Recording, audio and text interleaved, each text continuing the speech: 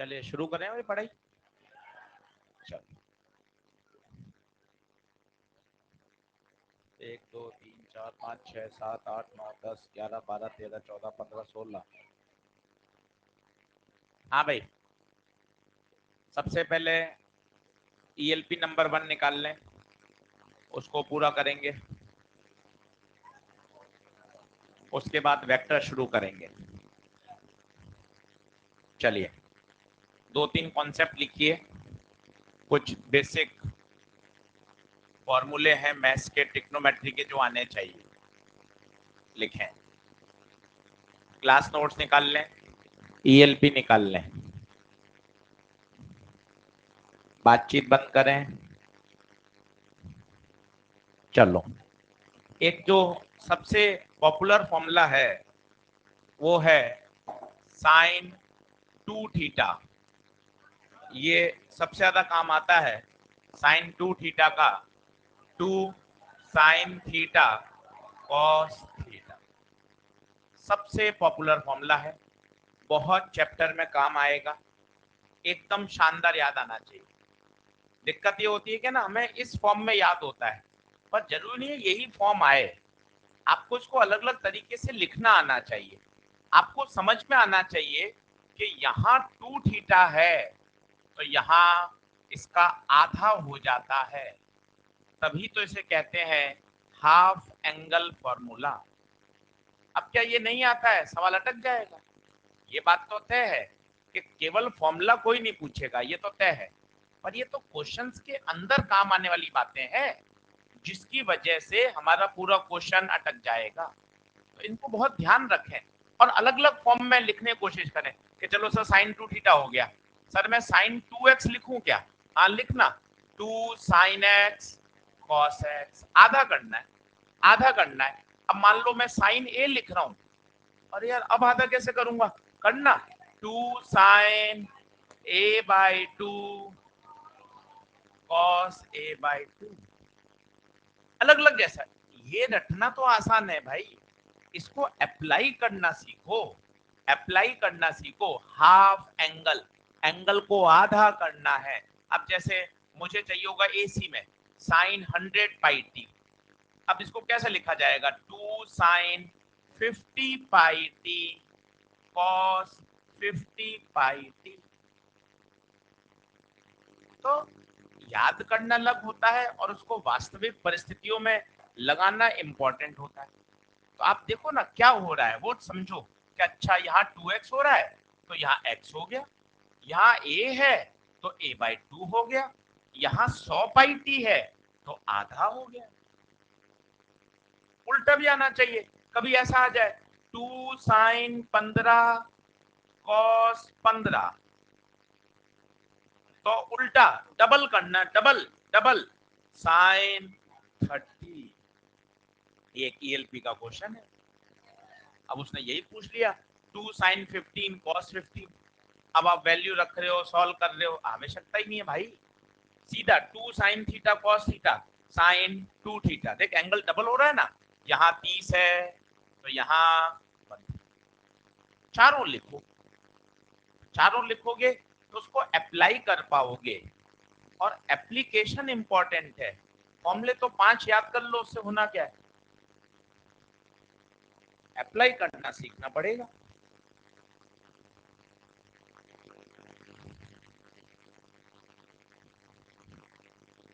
तो sign 30 2 sine 15 cos 15। तो आपसे अगर पूछा जाए 2 साइन 15 कॉस 15 बताओ, तो आपको सॉल्व करने की जरूरत ही नहीं है। 2 sine 15 cos 15 is sine 30, sine 30 is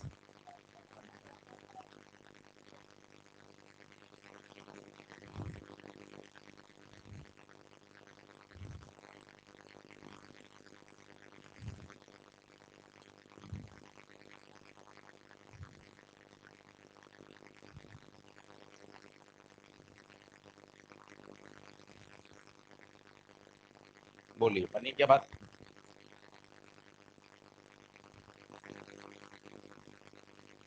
बढ़ो आगे।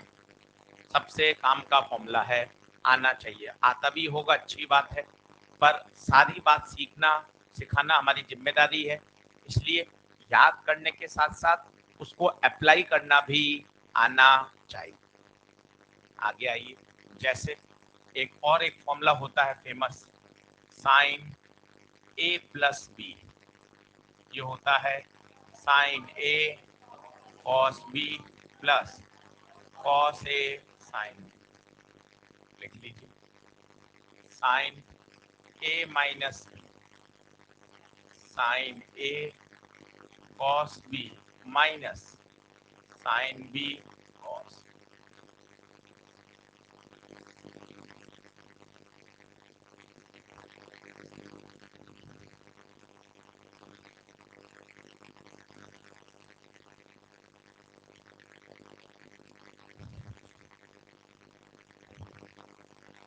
नोट कर लें।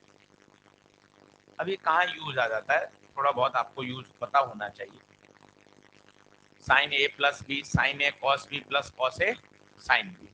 अब जैसे आ जाए साइन 15 डिग्री बताओ। अब आप फंसे रह जाओगे, यार ये साइन 15 कहाँ से आएगा। तो अब इसको क्योंकि 15 डिग्री हमारे पास टेबल है नहीं, तो होशियारी से इसको लिखा साइन 45 माइनस, अभी कोई फिजिक्स नहीं लगाई, अभी तो होशियारी लगाई कि 15 डिग्री को लिख सकते हैं 45 माइनस 30। आशीष सर क्या फायदा हुआ इससे, 45 और 30 ऐसे एंगल हैं जिनकी वैल्यू हमें 10वीं कक्षा से पता है। अब सवाल सॉल्व हो गया। कैसे सॉल्व हो गया, ये हो गया ए, ये हो गया बी। फॉर्मूला क्या होगा, sign A cos B minus cos A sine B, खत्म। अब साइन 45 पता है, 1/√2 कॉस 30 √2/2 1/√2 1/2, तो कॉमन ले लो 1/2√2 √3 माइनस, अलग से कोई नहीं पूछेगा, साइन 15 डिग्री का सवाल नीट में नहीं आएगा, पर कभी न्यूमेरिकल में काम आ गया तो आपको ये इस तरह से सोच आनी चाहिए कि अरे यार 15 डिग्री को ऐसा लिखा जा सकता है, ये है सोच काम। अब जैसे साइन 105 आ जाए तो दिमाग चलना चाहिए, साइन इसको लिख दो 60 प्लस 45, साइन 60 प्लस 45। धीरे धीरे सोचना पड़ेगा, अल्टीमेट टारगेट क्या है, अरे यार कुछ भी करके ना 30 45 60 90 ये दिखने चाहिए, क्योंकि sine 30 sine 45 sine 60 sine 90 cos 30 cos 45 इनकी वैल्यू हमें पता होती है, तो आपको कुछ इस तरह से करना है कि वो उसमें ब्रेक हो जाए। अब हो गया ब्रेक, कोई टेंशन ही नहीं है, यहाँ ए यहाँ बी। अब बताइए sign A cos B plus cos A sine B, खत्म। साइन 60 √3/2 कॉस 45 1/√2 साइन 45 1/√2 कॉमन ले लो 1/2√2, तो क्या बचेगा √3 माइनस √3।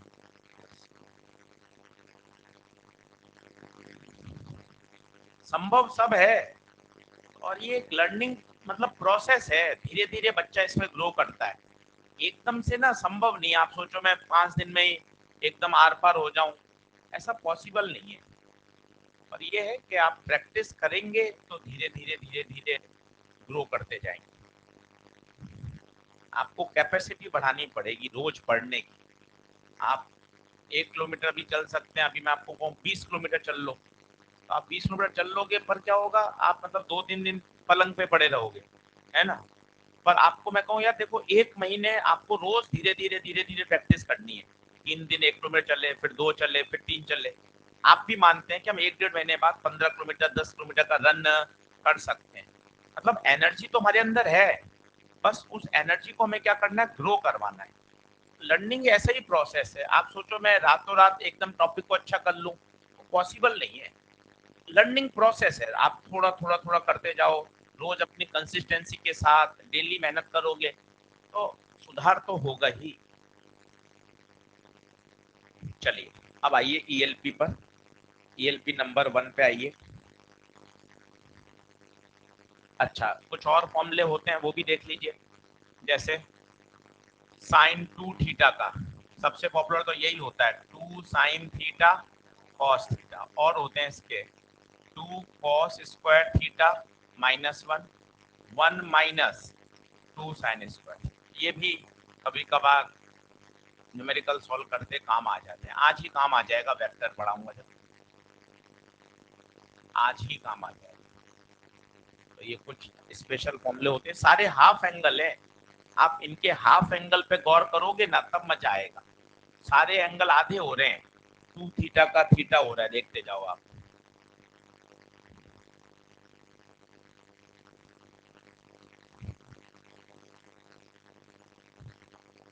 चले ईएलपी नंबर 1, पहला हो गया क्या, एंगल बराबर आर्क अपॉन रेडियस।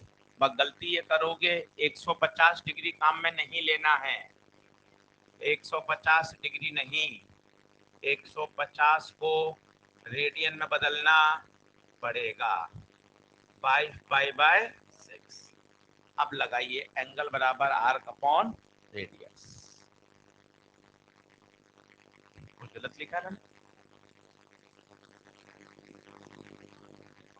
अच्छा cos 2 थीटा का, अरे हाँ बहुत सही, बहुत सही, बहुत सही,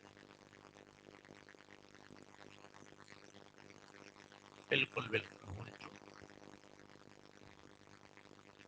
बिल्कुल सही लिख लीजिए।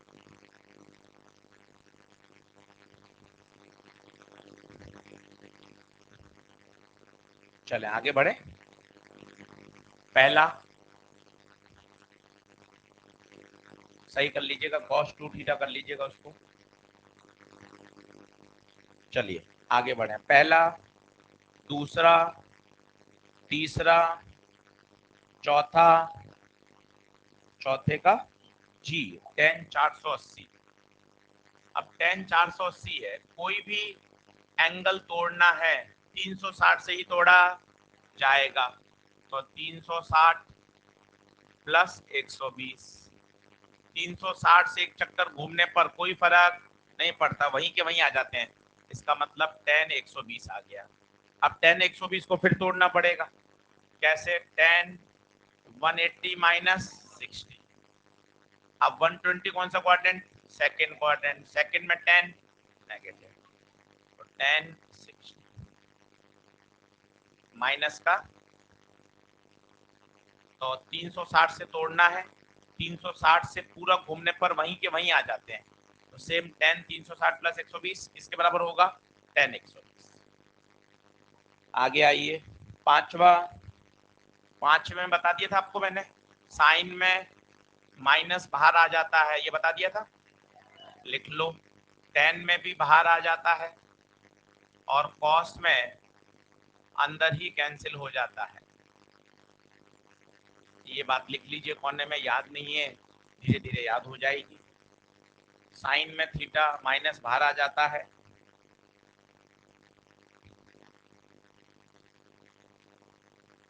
tan में भी बाहर आ जाता है, पर cos में माइनस थीटा cos थीटा रहता है। पांचवा, छठा, छठा हो गया 2 sine theta cos theta sine 2 theta sine 30 हो जाएगा। सातवां, 1 रेडियन में कितना डिग्री, 57.3 बता दिया था क्या 1 रेडियन, एक बार हाथ खड़ा करो, 1 रेडियन बता दिया था क्या, चलिए बहुत बढ़िया। आठवां बताओ, small value, sine theta theta tan theta theta और cos थीटा 1, नॉट करेक्ट पूछा है, cos थीटा थीटा पहला इनकरेक्ट हो जाएगा। अब 9 tan 3 डिग्री सिखाया था, फिर सिखाता हूँ, फिर सिखाता हूँ, tan थीटा थीटा होता है बशर्ते थीटा किस में हो, रेडियन में, तो पहले 3 डिग्री को रेडियन में बदलो, रेडियन में बदलो, 3 डिग्री को पहले किस में बदलो, रेडियन में, तो 3 डिग्री इंटू पाई बाय, तो पाई बाय 60 रेडियन। क्या ये बात हाँ है क्या?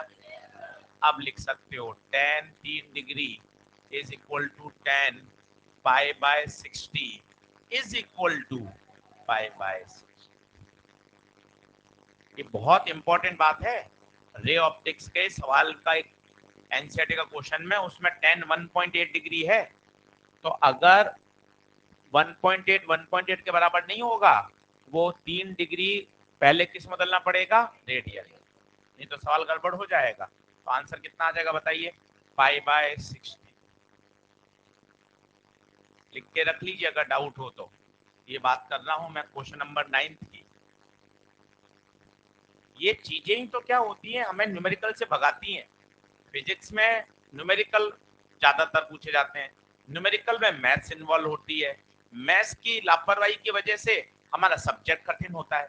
तो उसी पे तो हम फोकस कर रहे हैं कि देखिए यार, ये छोटी छोटी बातें सीखोगे ना तो आपको सवाल करने में मजा आएगा। अरे यार, मुझे सारी बातें पता है, कहीं अटकने का कोई कॉन्सेप्ट ही नहीं। इसलिए एक बार फिर सीख लो। अब मान लो मुझे चाहिए tan 1.8 डिग्री, तो पहले 1.8 डिग्री को रेडियन में बदलो, पॉइंट हटेगा नीचे, 10 10 पाई बटे 100 रेडियन। तो tan 1.8 डिग्री आशीष सर tan पाई बटे 100, और tan थीटा, थीटा होता है तो tan pi by 100 is equal to pi by 100। तो tan 1.8 की वैल्यू आ गई। ठीक है, अब लास्ट वाला डायग्राम देखें। ये 1.8 डिग्री है, ये आपका दे रखा है h, और ये दे रखा है आपका 1 मीटर। इसमें क्या लगा दीजिए? tan थीटा, tan थीटा होता है परपेंडिकुलर अपॉन बेस। tan 1.8 की वैल्यू पाई बटे 100 परपेंडिकुलर h बेस 1, तो h आ गया पाई बटे 100 और मीटर में चल रहा।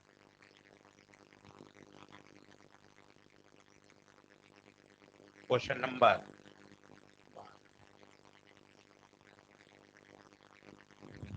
सब बताओ, बोलिए बना क्या? एक एक सवाल के पीछे देखिए ऐसा पढ़ना पड़ेगा। अपन ठीक है काम चला रहे हैं, वो काम चलाने वाली बात नहीं है भैया। अब तो मतलब यूं एकदम ऐसे फोकस करना पड़ेगा, सर सारे आने चाहिए। उसमें 53 सवाल हैं बेसिक मैथ्स में मॉड्यूल में, एक दिन और लगाओ, पर 53 के 53 सवाल ऐसे आने चाहिए ना कि सर सटीक आते हैं, रटे हुए नहीं चाहिए, कंसेप्चुअल। इसमें ये लगेगा, ऐसे लगेगा और ऐसे सॉल्व होगा, ये आना चाहिए। और किया जा सकता है, कोई दिक्कत वाली बात नहीं है। अब आओ 10वें सवाल पे। 10वें सवाल में देखो, साइन 1 डिग्री छोटा है कॉस 2 डिग्री, इसको तो सॉल्व ही नहीं करना। क्यों नहीं करना? क्योंकि अगर एंगल छोटा होता है कॉस में तो वो तो हमेशा 1 ही होता है, तो इसको तो सॉल्व करने की जरूरत ही नहीं है। इसको कर लो, 1 डिग्री को पहले, ये पाई बाय 180 रेडियन हो गया। अब sine 1 degree is equal to sine of pi by 180 radian is equal to pi by, खत्म। ये पाई बाय 180 आ गया और ये 1 आ गया। इसको सॉल्व करने की जरूरत ही नहीं, कॉस थीटा तो हमेशा 1 ही है। अप टू 5 डिग्री लिखा रखा है क्लास में। साइन 89 को 1 कर सकते हैं कैसे? साइन 90 तो 1 होता है, पर 5 डिग्री तक ही चलेगा ना साइन थीटा, थीटा तो 89 पे कैसे चलेगा? सही है, चलो बढ़े आगे। 8 9 10 11 12, पक्का? देख लीजिए, मजे की बात क्या है, इनके सॉल्यूशन भी है आपके पास, क्लास नोट्स में भी बता रहे हैं।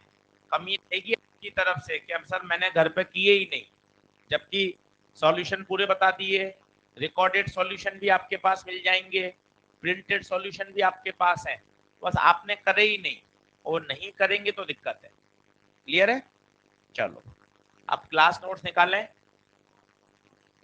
मॉड्यूल एक दिन और प्रैक्टिस करेंगे और 1 से लेकर 53 तक जो जो सवाल में डाउट है उनके सॉल्यूशन एक बार देखिए, ताकि आपको पता चले। अभी बोल दूंगा सॉल्यूशन डिस्ट्रीब्यूट कर देंगे मॉड्यूल के।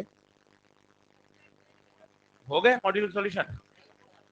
मॉड्यूल सॉल्यूशन कब मिले? मिल गए ईएलपी के। चलो अभी अभी डिस्ट्रीब्यूट करवा देंगे सारे।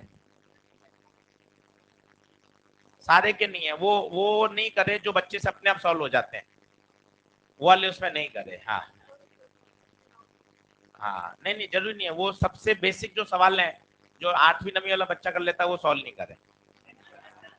सही है? चलो बढ़े आगे, निकालें क्लास नोट्स। अभी बैठवा देंगे। चलिए क्लास नोट्स खोलें, हेडिंग डालिए नए पेज से, वेक्टर।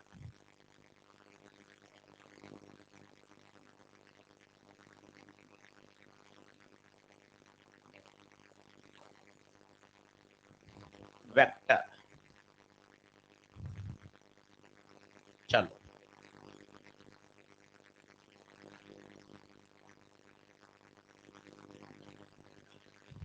एक मिनट। हाँ भैया खड़े होके बाल लो। बोर्ड नहीं दिख रहा तुझे? क्यों? वो पर्दा लगा तो पूरा, पर्दा लगा दे, थोड़ा और खींच दे। एसी नहीं चल रहा? अभी सही करवाते हैं। पीछे वाला आगे वाला? अच्छा अभी बोलता हूँ, 5 मिनट थोड़ा पढ़ा के फिर बोल के आता हूँ। लिखो, हैंड डालो, वेक्टर। ये बहुत आसान टॉपिक है, पर अपन ने इतने तवज्जो से इसको पढ़ा नहीं, इसलिए ठीक ठीक ही आता है। मतलब आपको कहा जाए कि यार एक्सीलेंट, तो आपको भी पता है कि हाँ सर, वो एक्सीलेंट वाली बात अभी नहीं है, काम चला हुआ आता है। पर अगर आपने इसमें समय से इसको बढ़िया समझ लिया तो कितने ही चैप्टर्स में काम आएगा मैं आपको बताऊंगा। देखना, सबसे ज्यादा तो इसका यूज आता है रिजल्टेंट निकालने में। कूलम्स लॉ, इलेक्ट्रोस्टैटिक, ग्रेविटेशन, सब जगह आपको फोर्सेस का क्या निकालना पड़ता है? रिजल्टेंट।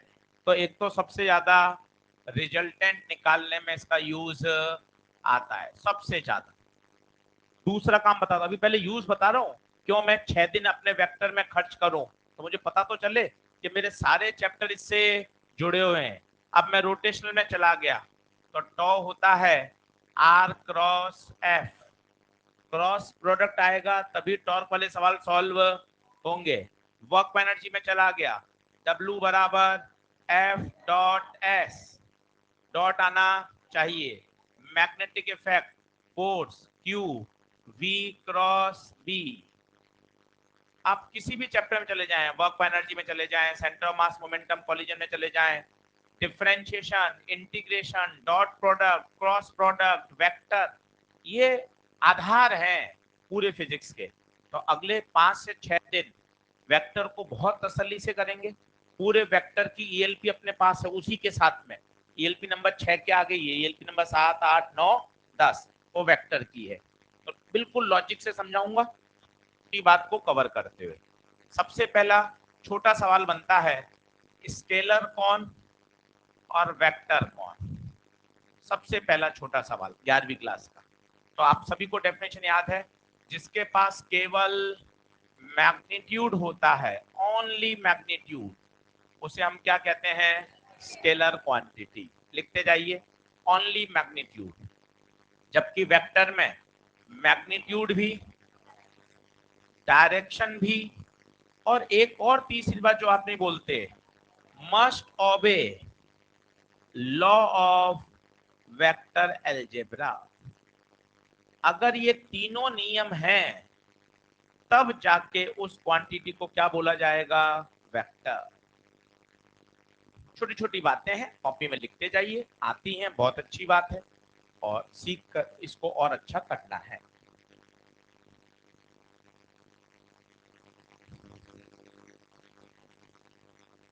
चलिए साहब, गौतम, आदर्श, युवराज, मोहम्मद, उस्मा, खुशबू, शैलेश, राहुल, आदित्य, विशाखा, रेहान,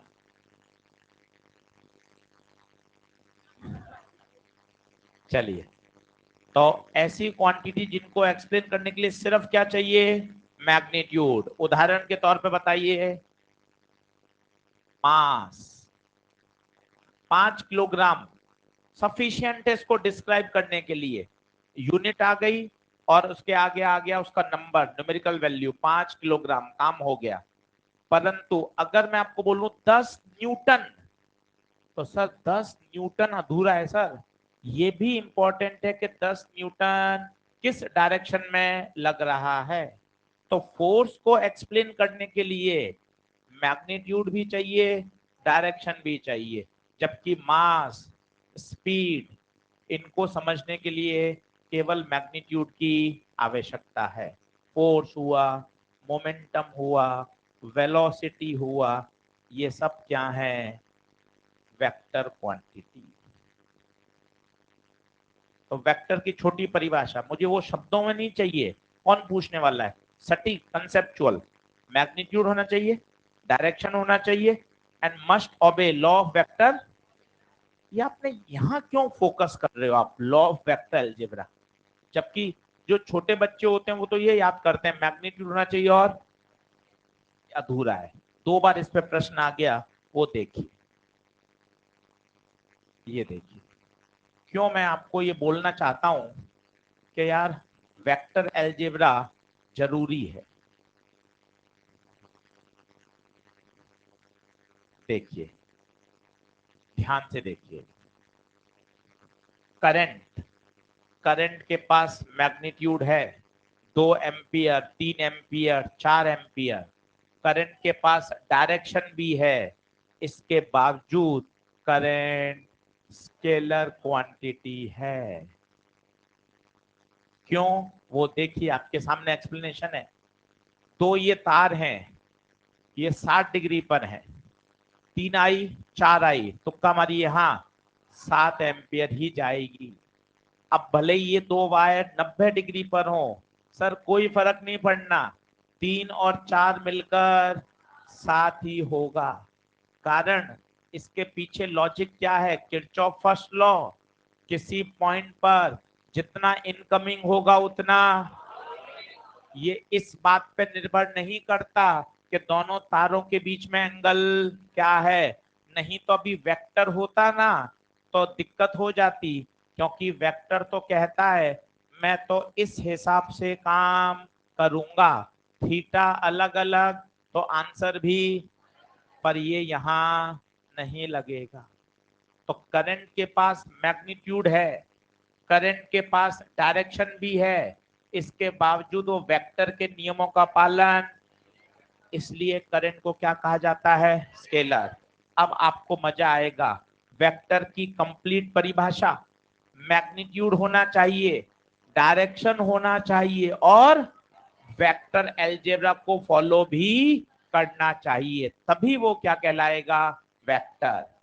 करंट के पास मैग्नीट्यूड है, हाँ करंट के पास मैग्नीट्यूड है, करंट के पास डायरेक्शन भी है, बट करंट वेक्टर अलजेब्रा को फॉलो नहीं करता। लिखते जाइए, थोड़ा धीरे बोलूं, वेक्टर अलजेब्रा को फॉलो नहीं करता, इसलिए करंट कैसी क्वांटिटी है, स्केलर। लिखते जाइए।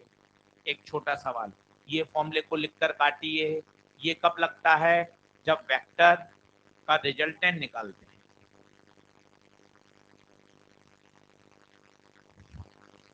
पूरा 6 दिन वेक्टर पे पूरा फोकस करना है, सारे क्वेश्चन कर लेना, तो और आपका बेसिक स्ट्रॉन्ग हो जाएगा, और फिर धीरे धीरे बातें जबरदस्त होंगी। हाँ, कुछ कुछ टेंसर कुछ नहीं होता, टेंसर बहुत आगे आएगा, और कुछ भी नहीं होता, सीधा है, करंट स्केलर है, करंट वेक्टर। बढ़े आगे, जल्दी आओ। अच्छा, दोनों वायर 60 डिग्री पे हो या 90 डिग्री पे, कोई फर्क, हाँ जी,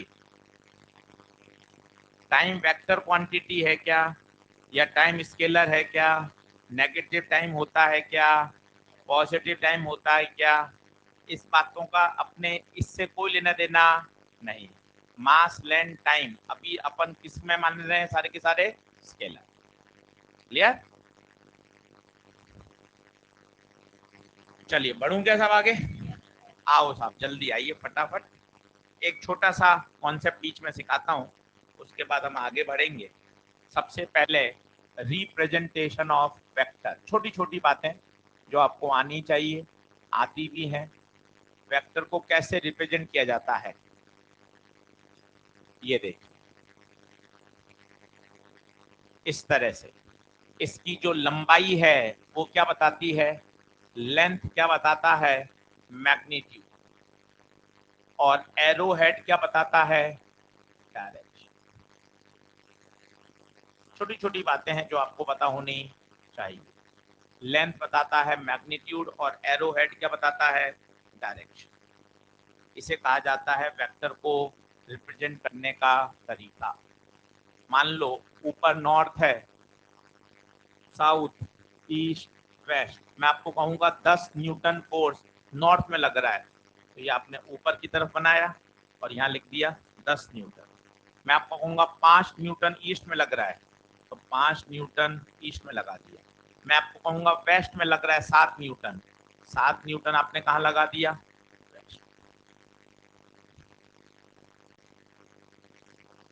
छोटी छोटी बातें सभी को पता है, पर एक बार लिखते चले। तो रिप्रेजेंटेशन ऑफ वेक्टर, लंबाई, जो उसकी लंबाई है तीर की, वो क्या बताती है, उसका मैग्नीट्यूड। एरो क्या बताता है, डायरेक्शन। हाँ जी,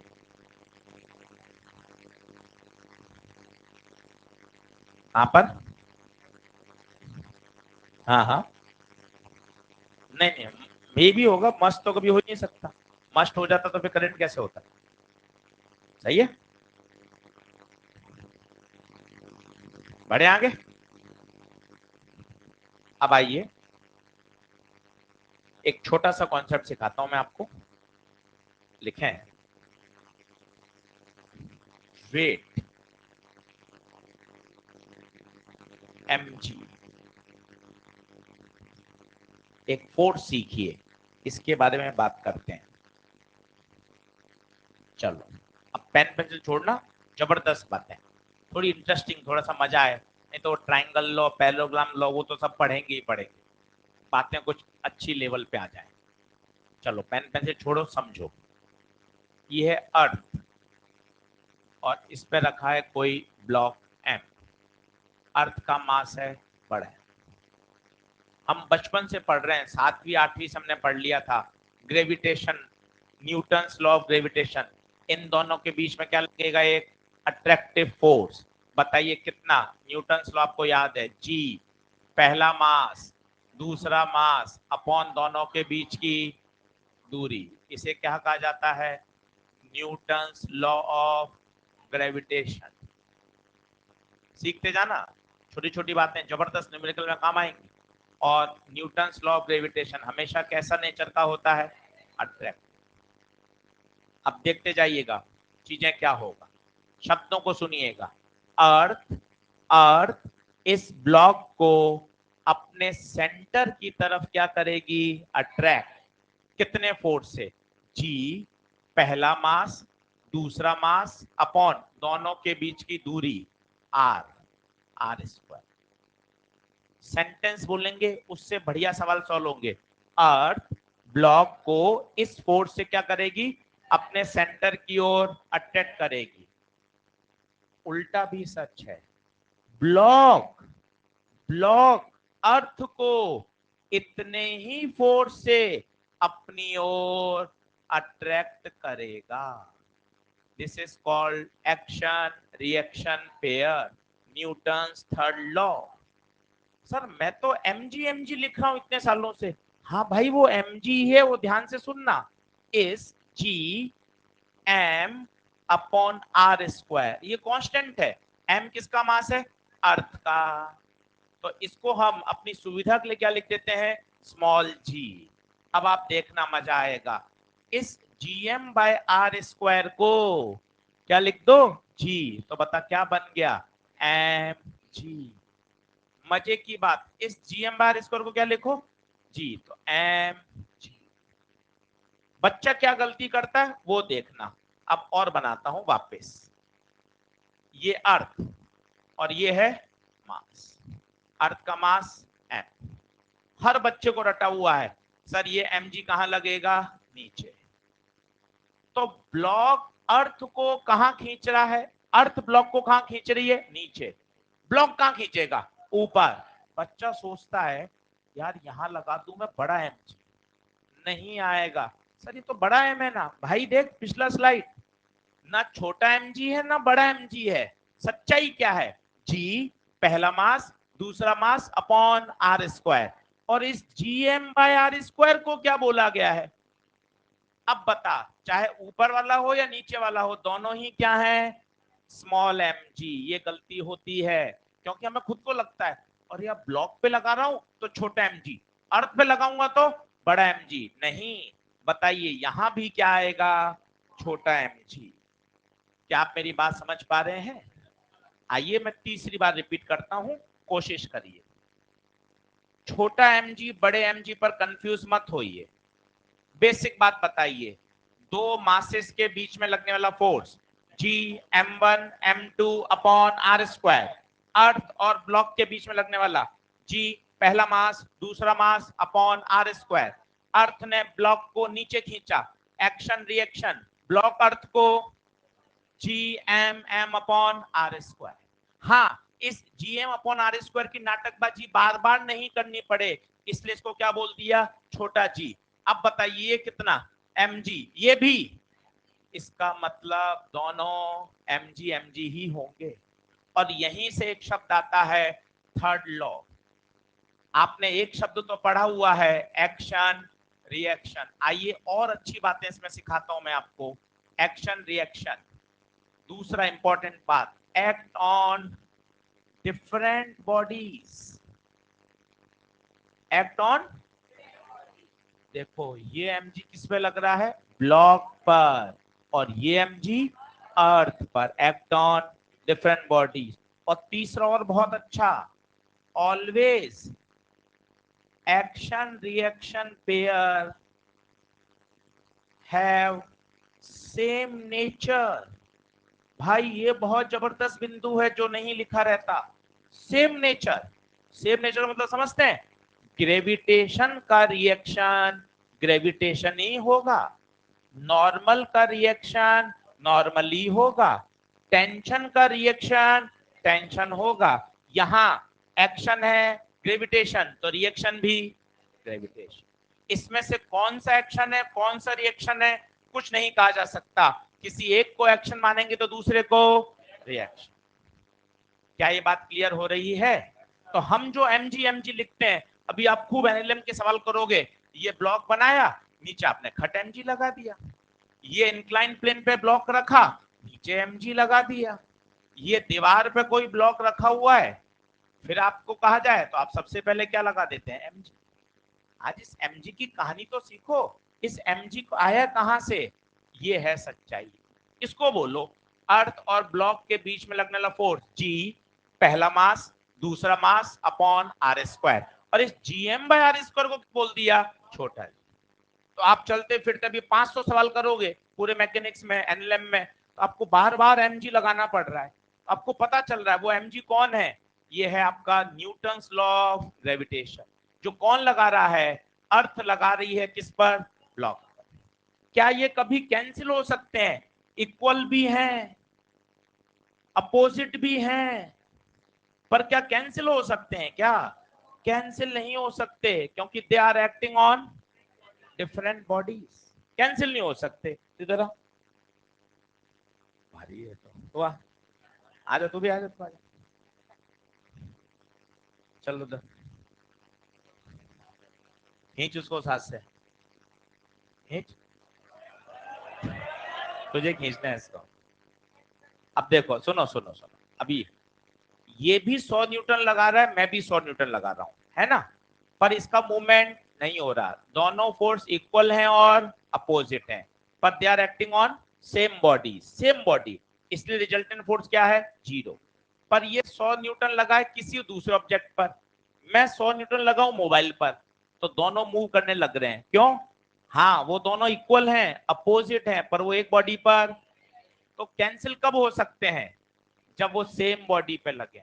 तो मन में से एक ये वाला पॉइंट भी दूर कर लें, यार इक्वल हैं, अपोजिट हैं, तो कैंसिल क्यों नहीं होते, because they are act on different body. ये देखिए ना, ये देखिए, ये ग्लास और ये पानी की बोतल, दोनों पे 100 न्यूटन लगा रहा हूँ, कैंसिल कहाँ हो रहे हैं, दोनों चल रहे हैं, दोनों पे 100 है, दोनों पे डायरेक्शन अपोजिट, पर कैंसिल कहाँ हो रहे हैं? कैंसिल तो तब होते हैं ना जब वो सेम बॉडी पे लग। क्या बात क्लियर हो रही है? तो एक्शन रिएक्शन पेयर कभी कैंसिल नहीं होते, they are equal and opposite, इन्हें कहा जाता है एक्शन एंड रिएक्शन। और सबसे बढ़िया point, they are having same nature. Same nature समझ रहे हैं? ग्रेविटेशन का रिएक्शन, ग्रेविटेशन बनाना शुरू करिए, छोटे छोटे कॉन्सेप्ट सीखते जाइए, वेक्टर और आगे चलेगा।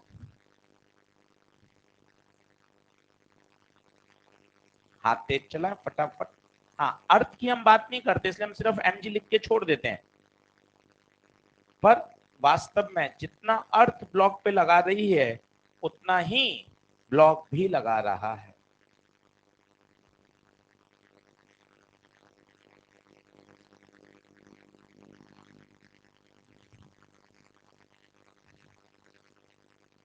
फटाफट लिखिए और बड़ा कंसेप्चुअल सीखिए।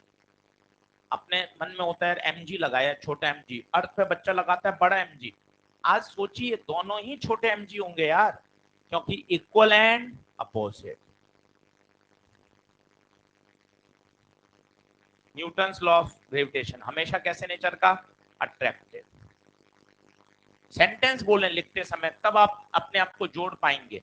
अर्थ ब्लॉक को अपने सेंटर की तरफ खींच रही है, इतने ही फोर्स से ब्लॉक भी अर्थ को अपनी ओर खींच रहा है। और इसी mg को पता है क्या कहा जाता है, वेट। दोनों में अंतर है, छोटा m तो मास है, पर वेट क्या होता है, mg। मास की यूनिट किलोग्राम होती है, जबकि वेट की यूनिट न्यूटन होती है। छोटी छोटी बातों को समझिए। वेट, वेट कभी m नहीं होता, वेट का मतलब होता है mg।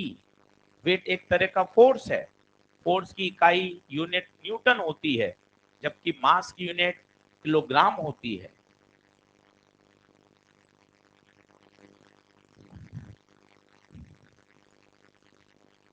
अभी क्या मिसकॉन्सेप्शन है वो भी आपको सिखाऊंगा धीरे धीरे, कि मैं एक नीट के अससन रीजन के क्वेश्चन की तरफ बढ़ रहा हूँ, जो एम्स में 2 बार आया हुआ है, मैं उस क्वेश्चन की तरफ बढ़ रहा हूँ। उसके पीछे की एक कहानी है कि यार ये mg क्या होता है। अगली स्लाइड करूं, ये लिखे, ध्यान से देखना, दोनों mg छोटे ही हैं, दोनों mg छोटे हैं, ये ध्यान रखिएगा, ये गलती होती है।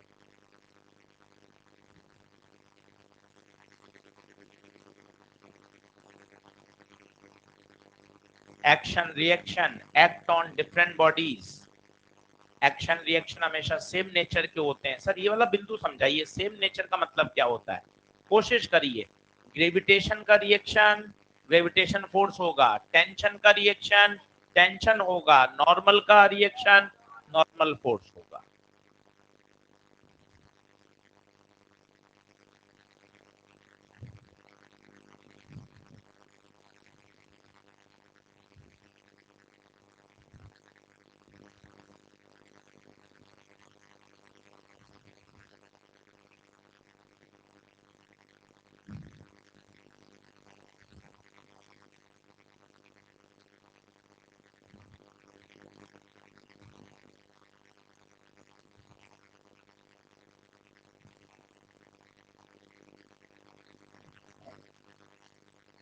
बढ़ो,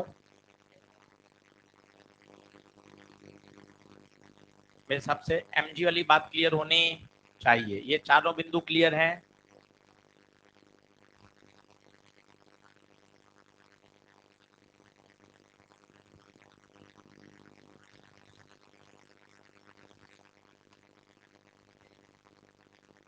ये mg, पूरा नाम लिखें तो और मजा आ जाएगा। अर्थ के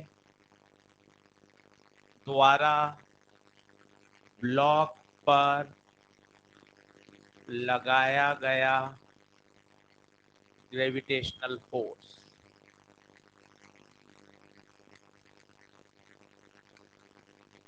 force on block due to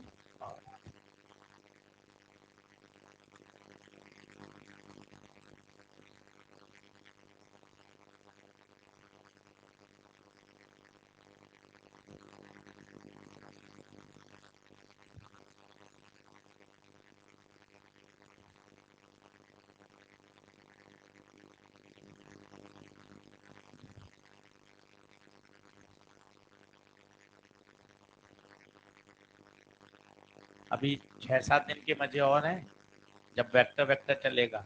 NLM के आते ही जान निकलनी शुरू हो जाएगी, कारण वहाँ होमवर्क बहुत सारा आएगा। एक एक दिन में 25-25, 30-30 सवाल करने पड़ेंगे। तो वहाँ अभी 5-6 दिन रिलैक्स है, वेक्टर वेक्टर और है। उसके बाद तो मॉड्यूल में 300-350 सवाल हैं। ईएलपी 15 ईएलपी केवल एनएलएम की है, तो एकदम से 500 सवाल आ जाएंगे। और एनएलएम, वर्क बाय एनर्जी, यहाँ अगर हमने ज्यादा मेहनत कर ली तो पूरा मैकेनिक्स एकदम सिस्टम से यहाँ से डेवलप होता है। इसलिए 5-6 दिन फटाफट पूरा होमवर्क पेंडिंग सब खत्म कर लें। फिर एनएलएम में तो क्या, रोज एक कॉन्सेप्ट सीखा 20 सवाल आ गए, एक कॉन्सेप्ट सीखा 25 सवाल आ गए। वहां क्वेश्चंस बहुत हैं। चलिए, क्या ये बात क्लियर है? अब सुने, दूसरे फोर्स की बात करते हैं। उसको पहला बोल दीजिए वेट, दूसरा देखिए वो है normal force. Normal force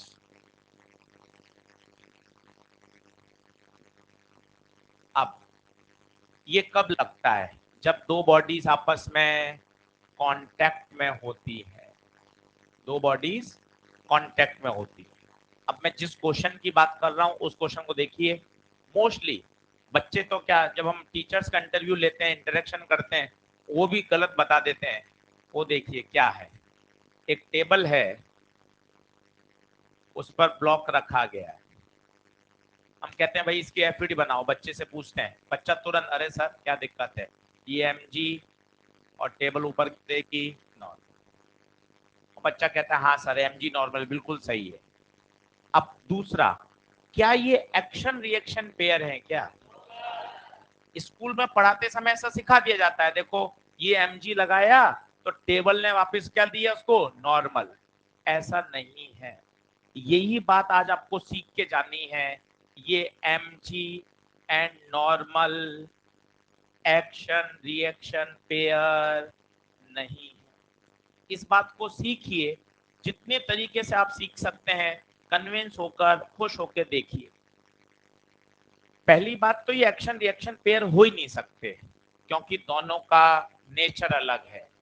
mg है ग्रेविटेशनल फोर्स और नॉर्मल होता है इलेक्ट्रोमैग्नेटिक फोर्स। दोनों कभी एक्शन रिएक्शन पेयर हो नहीं सकते। दूसरा लॉजिक, ये एक्शन रिएक्शन पेयर इसलिए भी नहीं हो सकते क्योंकि दोनों एक ही बॉडी पे लग रहे हैं।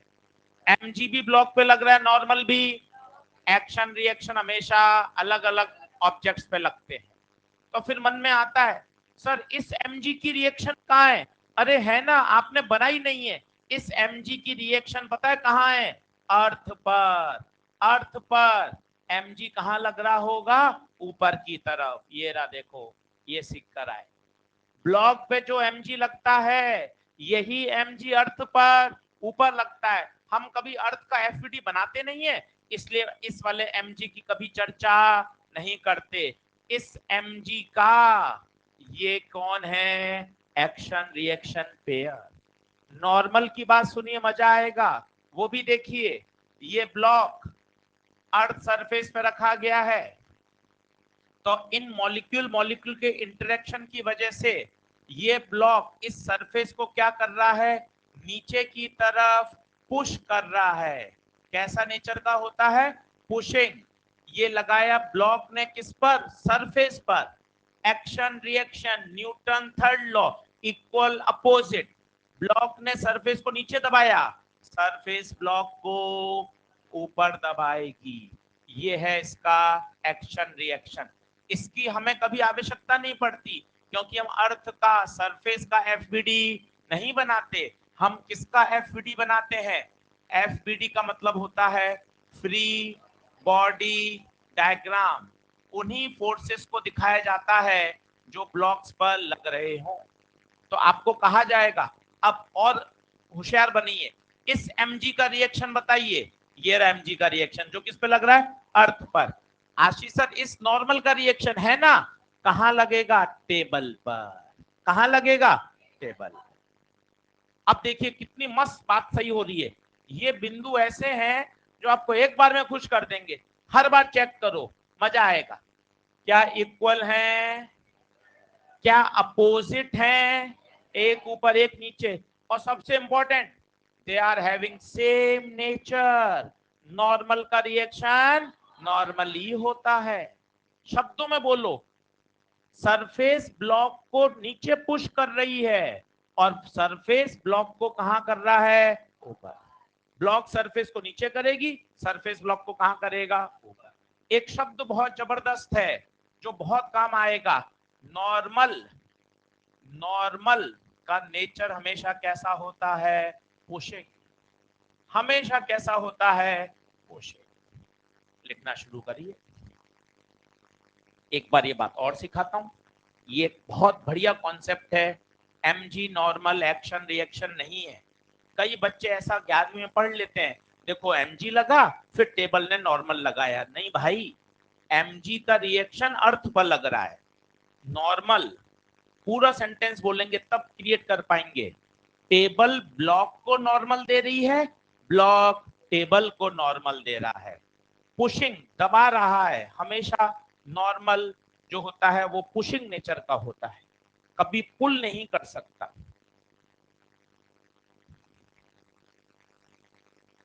तेज बोलिए। ना ना, उसको पुलिंग पुशिंग नहीं बोलते, उसे बोलते हैं अट्रैक्टिव नेचर।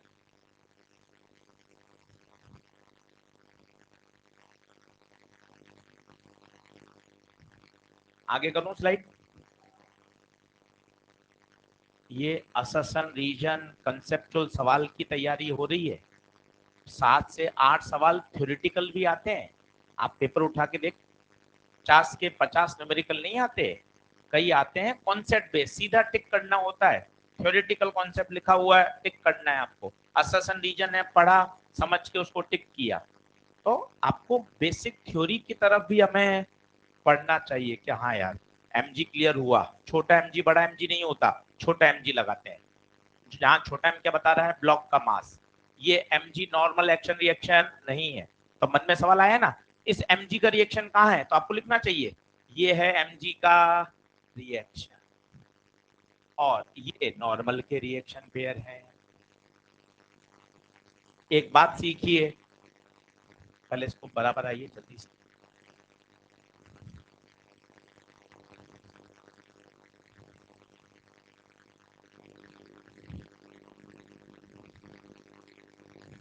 चलूं क्या आगे? हाँ, ऐसे ऐसे पहले हाथ ऊपर कर, हाँ, फिर सर तेरी तरफ देखें, फिर खड़ा हो। अभी तो ऐसे बैठ के बोलते रहेगा तो मास्टर देखेगा जैसे बोल कौन रहा है ना? तो क्या स्टेप नंबर 1, हाथ ऊपर एकदम सीधा, है ना? फिर तेज आवाज में सर, तो मैं जब तेज देता हूँ फिर तू खड़ा होना और फिर बोलना। चल प्रैक्टिस कर, बैठ। हाँ, अब मैं इधर देख रहा हूँ, ठीक है? फिर तुझे तेज आवाज में बोलना है। इसमें भी सर बोलना है ध्यान से। हाँ, तो सोचे मैं हल्का सा सर बोलूं तो मास्टर कैसे देखेगा, है ना? अब मैं तेरी तरफ नहीं देख रहा, मैं कहीं जनरल बात कर रहा हूँ, है ना? अब तुझे वैसे बोलना है, ठीक है? हाँ, चल। कैमरा, अरे तेज बोल। हाँ, अच्छा कैमरा नहीं, अभी उस पर नॉर्मल की बात करते हैं, समझो? बिल्कुल। चल भाई, इमोशनल हो रहा है, अभी करते हैं बात। ठीक है, क्या ये बात क्लियर है क्या? आगे बढ़े। तो जब भी दो सरफेस एक दूसरे के कांटेक्ट में होंगी और वो पुश एक दूसरे को क्या कर रही हैं? पुश कर रही हैं, एक दूसरे को पुश कर रही हैं। अब दो बातें याद रखिए। नॉर्मल नॉर्मल का नेचर पूछा जाता है, कैसा नेचर है बताइए? इलेक्ट्रोमैग्नेटिक, मॉलिक्यूल के इंटरेक्शन के कारण पैदा होता है, इसलिए नॉर्मल फोर्स का नेचर इलेक्ट्रोमैग्नेटिक। छोटा सवाल दूसरा, ये हमेशा कैसे नेचर का होता है? पुशिंग नेचर का। कैसे नेचर का? Pushing nature. बोलिए क्लियर है? अब मैं आपको 2-3 छोटे छोटे बताता हूं ताकि आपको उनकी डायरेक्शन फील आए, वो देखना, सभी लोग समझना।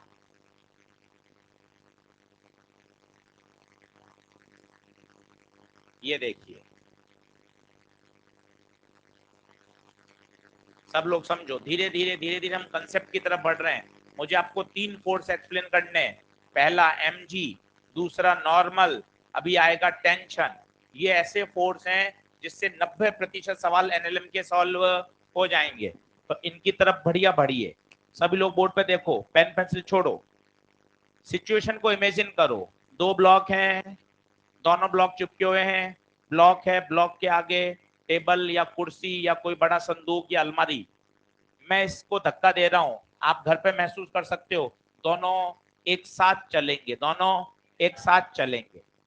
मजे की बात, सर 3 किलो को तो मैं धक्का दे रहा हूं, मैं मानता हूं सर, तो 3 किलो का चलना तो सर मुझे फील आ रहा है, पर आशीष सर 5 किलो क्यों चल रहा है, वो क्यों चल रहा है? तो उस बात को समझिए।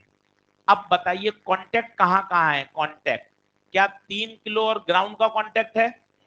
तो पहला, ग्राउंड ने 3 किलो को नॉर्मल दिया। 5 किलो और ग्राउंड का कांटेक्ट है, ग्राउंड ने 5 किलो को नॉर्मल दिया। क्या सही है? अब मजे की बात आएगी, सर 3 और 5 का भी कांटेक्ट है। ये 3 का और 5 का मैंने दूर दूर करके बना दिए। इसे कहा जाता है, अलग अलग करके बनाने को, FBD। सुनना, फील करो, जब आप ऐसे धक्का दे रहे हो तो 3 किलो 5 किलो को क्या कर रहा है? दबा रहा है, पुश। ये देखिए पुश किया, पुशिंग नेचर। हमेशा तीर का निशान towards the object, towards the object, क्योंकि नेचर कैसा है? पुशिंग। पर बात खत्म नहीं हुई, तुरंत हमेशा आदत में डालें, जब भी नॉर्मल बनाए, एक्शन रिएक्शन, ये शब्द बोलेंगे तो मजा आएगा। Equal, opposite, act on different bodies. 3 ने 5 को पुश किया, बदले में 5 भी 3 को पुश करेगी। सर ये क्या कैंसिल हो सकते हैं? भाई नहीं होंगे कैंसिल, अलग अलग बॉडी पे लग रहे हैं। और आपको फील आना चाहिए, सर 3 किलो को तो मैं चलो धक्का दे रहा हूं, इंटर्न 5 किलो को धक्का देने वाला कौन है? ये नॉर्मल। क्या हाँ है क्या? आइए एक बार इस बात को और सीखते हैं और समझते हैं। जितना अच्छा फोर्सेस बनाने आएंगे उतना चैप्टर में मजा आएगा। ये देखिए, सिचुएशन के साथ बात करिए, बात करेंगे, इन्वॉल्वमेंट बढ़ाएंगे तब मजा आएगा। सर ठीक है, सर धक्का दे रहे हैं, पूरा सिस्टम बताओ कहां जाएगा? आगे बोलो, स्टेप नंबर 1 ओके। अब 3 किलो की FBD, चलो सर मुझे सोचने देना। mg नीचे, ठीक है सर। सरफेस 3 किलो को नॉर्मल ऊपर, ठीक है सर। FB किस पे लग रहा है? 3 किलो पर। बोल हाँ है क्या? 5 किलो का सर मुझे सोचने देना सर, 5 किलो का, चल सोच भाई। 5 किलो पर mg नीचे, 5 किलो का ग्राउंड के साथ कांटेक्ट है, नॉर्मल ऊपर। अब एक और, 3 और 5 का भी तो कांटेक्ट है। अब सर कहां बनाऊं? मैंने जल्दबाजी में यहां बना दिया। तुझे हंसी आनी चाहिए, क्योंकि नॉर्मल पुशिंग होता है। ये क्या कर रहा है? इमेजिन करना, ये तो 5 को पुल कर रहा है, कभी पुल कर ही नहीं सकता, हमेशा क्या करेगा? पुश। पुश, अगर पुश करोगे तो ये तीर का निशान आपको गलत महसूस होगा। अब बताइए, क्या तीर का निशान ऐसे होगा? और जैसे ही एक नॉर्मल बना लिया, तुरंत दूसरे नॉर्मल की आदत, एक्शन इक्वल एंड अपोजिट। ये पीछे, equal, opposite, act on different bodies having same nature। आप कह सकते हो सर इस N1 की रिएक्शन कहाँ है ना, वो किस पे बनेगी, अर्थ पर। इस N2 की रिएक्शन पर मैं नहीं बना रहा क्योंकि मेरा अर्थ कंसर्न नहीं है। मेरा कंसर्न कौन है, ब्लॉक। मेरा कंसर्न कौन है, ब्लॉक।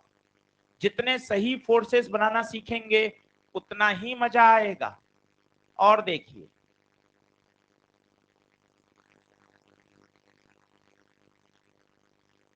ये एक सिलेंड्रिकल वेसल है, इसके अंदर ये दो स्फीयर इस तरह से फंसे हुए हैं।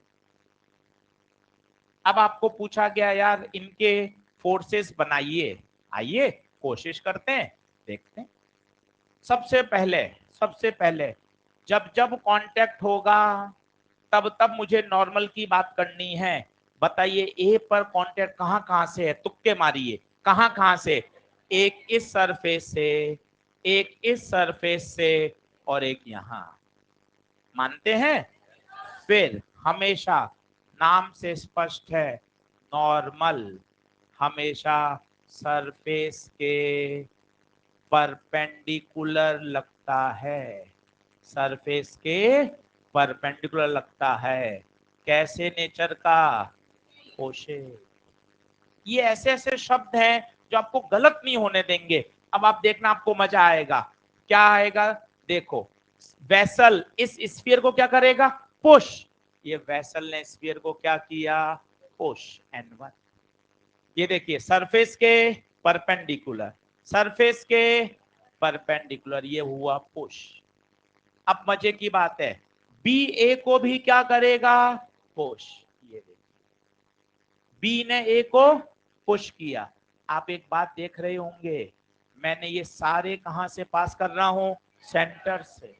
अब ये 9th क्लास की प्रॉपर्टी लगा दी चुपचाप, आपने सुनी नहीं। स्फीयर का नॉर्मल हमेशा सेंटर से पास होता है। मैं आपको कहूं यहां नॉर्मल खींचिए, ये नॉर्मल होगा। मैं आपको कहूंगा यहां नॉर्मल खींचिए, ये नॉर्मल होगा।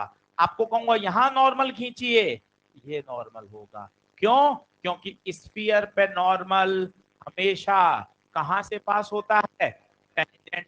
कहां से, सेंटर से। कारण क्या है, एक प्रॉपर्टी है, टेंजेंट और रेडियस हमेशा कितने डिग्री पे होते हैं, 90।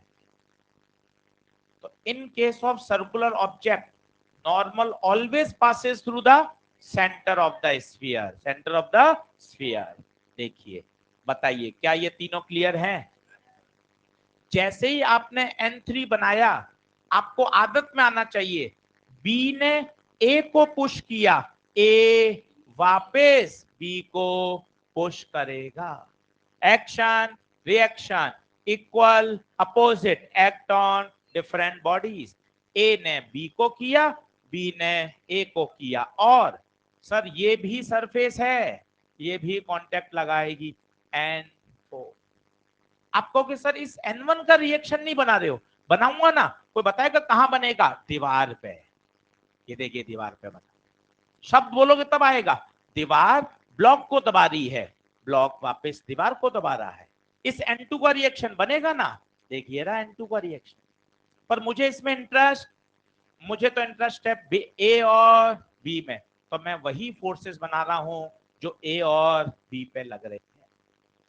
क्या बात समझ में आ रही है, देखते जाइए। ये तो क्वेश्चन है, जितने क्वेश्चन करोगे उतनी अंडरस्टैंडिंग बढ़ती जाएगी। ये देखिए ये 2018 का एम्स का सवाल है। ये एक स्फीयर है जो दो रिजिड सपोर्ट के बीच में फंसा हुआ है। एफबीडी जिसने बना ली, काम खत्म। बताइए सर, मुझे सोचने दीजिए। सबसे पहला सबसे सरल हमारा फोर्स, हम सबका फोर्स, mg। बोल mg में कोई दिक्कत। अब कोशिश कर, ये स्फीयर कहां कहां से कांटेक्ट ले रहा है, क्या दो जगह से ले रहा है। आइए अब कैसा नॉर्मल लगाना है वही होशियारी है। ये ऐसे लगा दो, यही इंपॉर्टेंट है in case of circular objects. ध्यान दीजिएगा, in case of circular objects normal always passes through the centre. बस ये बात अगर आप ध्यान रखेंगे तो काम हो जाएगा, न्यूमेरिकल सॉल्व कर पाएंगे, नहीं तो होगा ही नहीं। ये देखिए N1 कहाँ से पास होगा, सेंटर, ये वाला ऐसे N2। क्या बात समझ में आ रही है? आइए कॉपी करना चालू करिए। धीरे धीरे 5 सवाल और आएंगे, क्लियरिटी आएगी, घर जाके खुद बनाओगे और समझ में आएगा। ऐसे ही टॉपिक आगे बढ़ता है। उन शब्दों को बार बार बोलें, action, reaction, equivalent, opposite, act on different bodies. बनाते समय बोलें 3 किलोग्राम 5 किलोग्राम को पुश कर रहा है, तो बदले में 5 भी तो 3 को पुश करेगा। Newton third law, action reaction.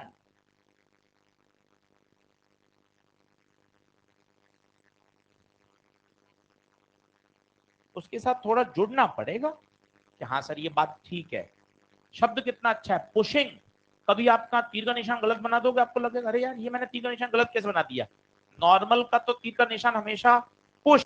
Push कब होगा, टूवर्ड्स द सिस्टम।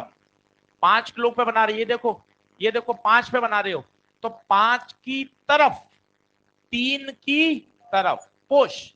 कोई भी बचा सकता है, ये नॉर्मल इस 5 को क्या कर रहा है, पुश। पुशिंग, पुशिंग, नॉर्मल हमेशा पुशिंग। छोटे छोटे शब्द हैं जो आपको धीरे धीरे 10 सवाल 20 सवाल 30 सवाल करते जाओगे, आपको क्लियरिटी देता जाएगा।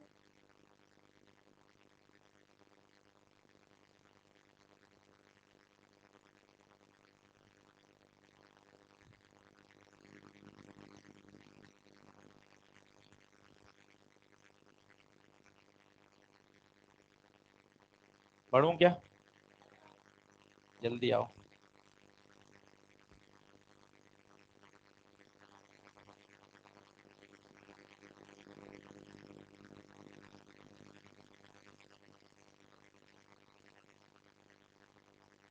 पुशिंग 5-6 बार लिखो पुशिंग, तब आपको धीरे धीरे धीरे दिमाग में सेट होगा। हाँ सर,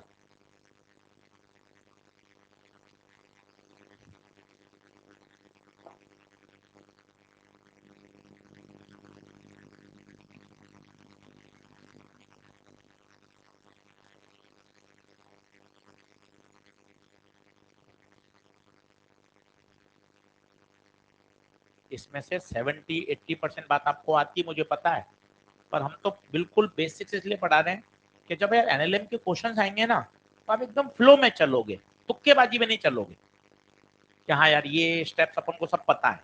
तो क्लियरिटी आएगी, चीजें बेहतर समझ में आएंगी। वो तो वही वाला था, वापिस लिखना है, चलो लिख लो, एक बार और बना दूंगा अभी, लिख लो।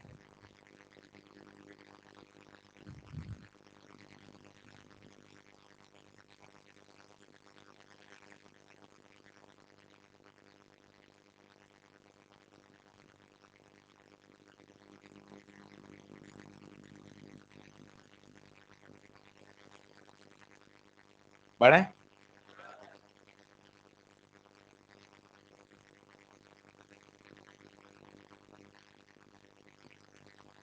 ये वाली बात सिर्फ नकल नहीं मार रहे हैं, बोलते समय भी, लिखते समय कुछ बोलिए। सरफेस ने ए पे लगाया N1, ये देख N1 का पेयर, पेयर बनाओ। धीरे धीरे आप ये दीवार वाले पेयर बनाना छोड़ दोगे।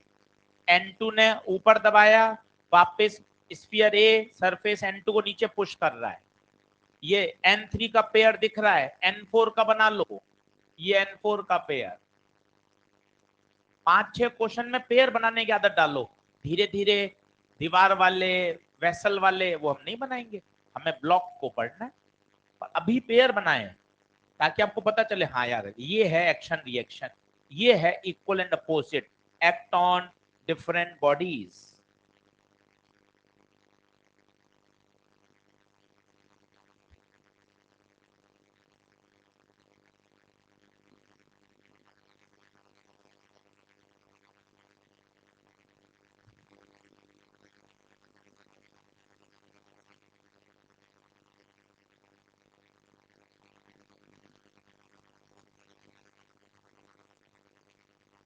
बढ़ो,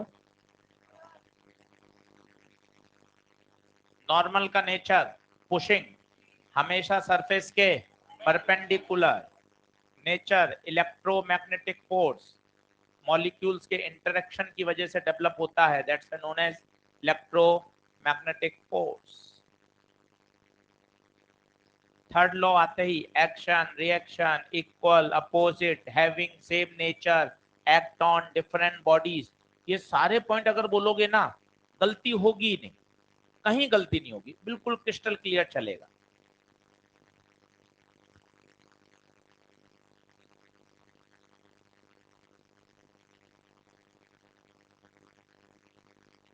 पढ़ूं?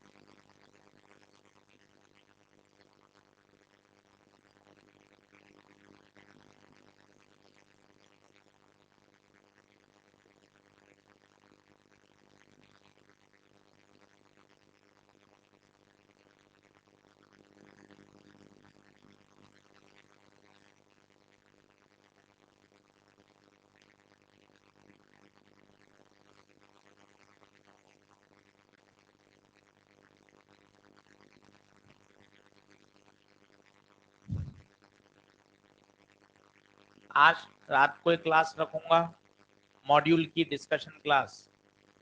जिसको अटेंड करनी है, जिसके डाउट हैं वो उसमें पूछ सकता है। रात को क्लास होगी 9:30 पर, मॉड्यूल डिस्कशन क्लास अन अकेडमी के प्लानर पर आपको शो हो जाएगी, वहां से आप अटेंड कर सकते हैं। वो इसलिए ले रहे हैं ऑनलाइन ताकि वो आपका सॉल्यूशन रिकॉर्ड रहेगा, आप कभी भी उसको देख सकते हैं। डिस्ट्रीब्यूट भी होंगे सॉल्यूशन, सब कुछ होगा, पर हम फिर भी एक बार हम भी कराएंगे क्या आपको, ताकि और बेहतर समझ में आए। रात 9:30 बजे। चलिए आगे बढ़े। तीसरा टेंशन फोर्स।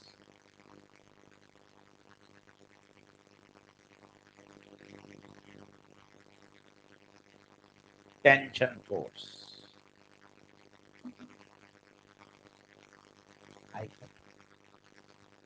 अब सुनना, जबरदस्त है। इसमें तो एक ही शब्द काम का है, और वैसे तो 4-5 पॉइंट है असर्शन रीजन में, पर एक शब्द बहुत बढ़िया है।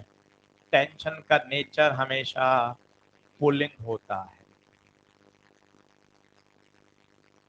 सबसे काम का ये बात है, इससे ही क्वेश्चन सॉल्व हो जाते हैं। पुलिंग, दूसरी तरह से बोल रहे हैं, इसकी डायरेक्शन हमेशा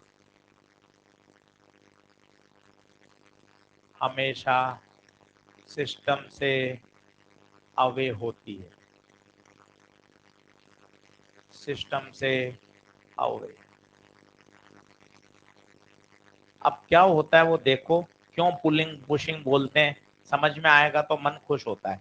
जैसे देखिए, ये स्ट्रिंग है, ठीक है, टेंशन स्ट्रिंग में लगता है, रोप में लगता है। ये देखिए, ये स्ट्रिंग है, ये ग्लास। अब आप देखना, मैं इस स्ट्रिंग की सहायता से ग्लास को खींच तो सकता हूं, पर इसको धकेल नहीं सकता। आप कितनी भी कोशिश कर लें, इसको पुश नहीं कर पाएंगे। सी बात है, आप देखें कितना क्लियरली अंडरस्टैंडेबल है कि देखो सर, स्ट्रिंग की सहायता से ग्लास को पुल किया जा सकता है, हम उसको पुश नहीं कर सकते। कितना लॉजिक सी बात है कि आप इससे पुश नहीं कर सकते। आप पुश करोगे, स्ट्रिंग स्लैक हो जाएगी, स्लैक होते ही टेंशन जीरो हो गया। कितना अच्छा शब्द है, हमेशा कैसा होता है, पुलिंग।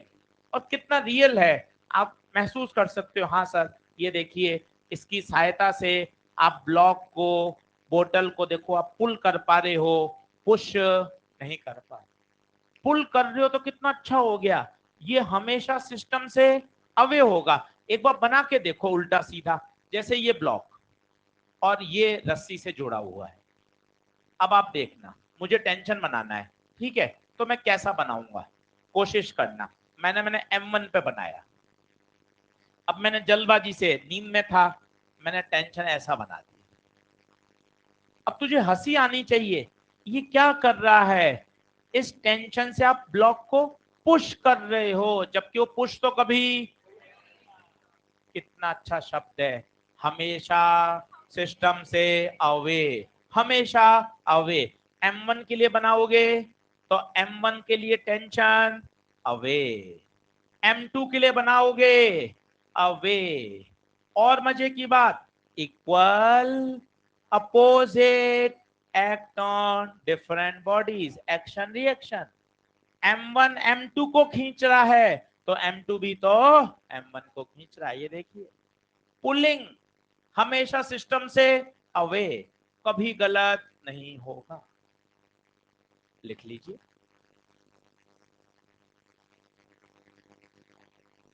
अब इसमें एक थोड़ा सा एक बढ़िया कॉन्सेप्ट है, वो सिखाता हूं, थोड़ा कम समझ में आएगा तो कोई टेंशन नहीं, कल हम उसको वापस सीखेंगे, पर है वो बढ़िया कॉन्सेप्ट।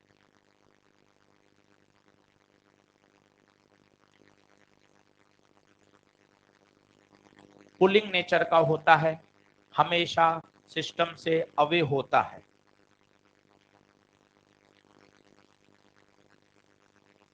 आदर्श कह रहे हैं if surface is smooth and force is 1 Newton. बेटा कौन से वाले सवाल में सबसे पहला सवाल था, स्मूथ सरफेस है, फोर्स 1 न्यूटन, तो ब्लॉक चलेगा नहीं, बिल्कुल चलेगा, स्मूथ सरफेस है तो 1 क्या 0.1 न्यूटन से भी चलेगा। एक्सलेशन आएगा F बराबर ma। ठीक है, चलो बढ़ू आगे। अब एक थोड़ा सा कठिन पॉइंट जो हमारे पिछले साल के नोट्स में कम होता है, थोड़ा समझने में दिक्कत आती है, उसको अच्छे से समझते हैं।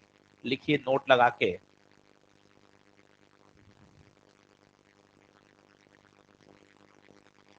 आज इसको समझ के जाइए 15 मिनट, मतलब यूं ब्रेन स्ट्रोमिंग है, 2-3 बार में समझ में आएगा, पर अच्छे सवाल सॉल्व हो जाते हैं उससे। लिखिए, tension in the massless string, tension in the massless string is uniform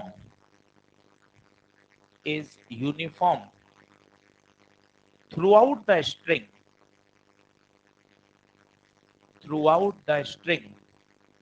मैं शब्दों को फिर बोल रहा हूं, कोई शब्द रह गया हो तो। Tension in the massless string is uniform throughout the string if no tangential force, no tangential force is acting,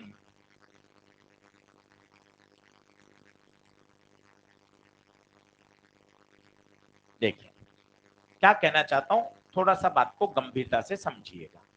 पहले तो सरल बात बता देता हूं, ये पूरी रस्सी है, ये ब्लॉक है, तो ये मासलेस है। आप टेंशन यहां लगाओ, यहां लगाओ, यहां लगाओ, ये सब जगह सेम रहेगा अगर रस्सी कैसी है, मासलेस। सर मैं नहीं मानता सर, सेम क्यों होगा, पिछले साल भी कॉपी में लिखा हुआ है। सर कैसे हो जाएगा सेम, सर बताओ सर, सीखो, हर बात के पीछे लॉजिक है, लॉजिक डेवलप कर लोगे तो मजा आ जाएगा। ये रस्सी है, अब हम बोल रहे हैं कि सब जगह टेंशन क्या रहेगा, सेम। सर मैं नहीं मान रहा सर, ठीक है भाई, ये पॉइंट मान ले ए, ये पॉइंट मान ले बी, ठीक है, दो अलग अलग पॉइंट अपन ने मान लिए, इसको काट के बाहर निकाल लिया। अब बताओ इस पे टेंशन कहाँ होगा, ए से अवे, बी पर टेंशन कहाँ होगा बताइए, बी से अवे।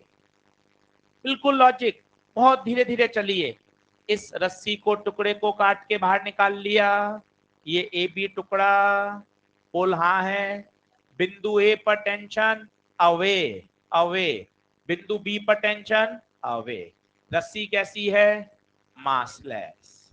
बताओ सिस्टम कहां जा रहा है, आगे, क्योंकि फोर्स इधर लगा रहे हो, चलो कोशिश करो, इक्वेशन बोलो, आगे जा रहा है, टीबी माइनस टी ए, दुनिया का हर फोर्स एम ए, पर एम, एम तो जीरो है, क्यों, क्योंकि रस्सी कैसी है, massless, M zero, T B minus T A बराबर 0, टी बी बराबर। इसलिए कहा जाता है कि अगर रस्सी मासलेस है तो इस पूरी रस्सी के हर बिंदु पर टेंशन सेम रहेगा। मैंने नहीं माना तो मैंने उसको पहले क्या कर लिया, डिराइव करके देख लिया। देख टी ए बराबर टी बी। अब तुझे कभी दिक्कत नहीं आनी चाहिए। ये दो ब्लॉक हैं, ये है। अब टी सर कहां बनाओ, इधर बनाओ, इधर बनाओ, इधर बनाओ, कहीं भी बनाइए, सब जगह रस्सी में टेंशन क्या रहेगा, सेम रहेगा। हाँ बस इतना सा ध्यान रखना है। M1 के लिए बनाओगे M1 से अवे, M2 के लिए बनाओगे M2 से अवे।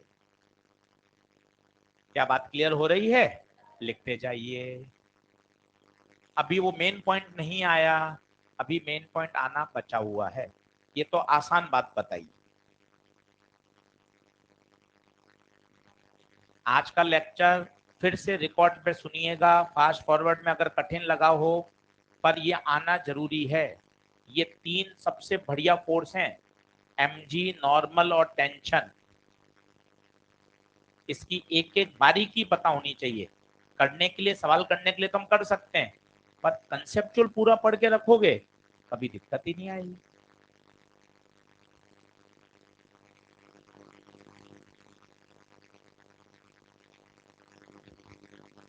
अब ये बच्चे को हम सिखा देते हैं कि रस्सी मासलेस है तो टेंशन थ्रू आउट क्या रहता है, सेम। थ्रू आउट टेंशन क्या रहता है, सेम।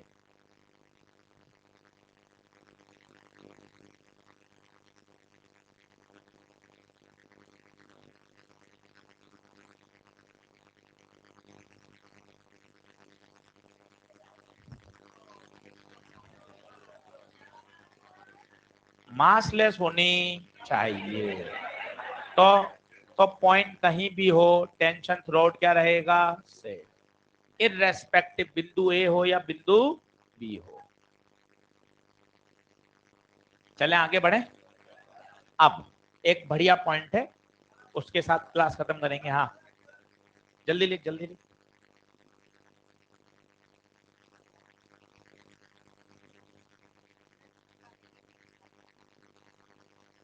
इमोशनल मत हो, जल्दी छोड़ दो।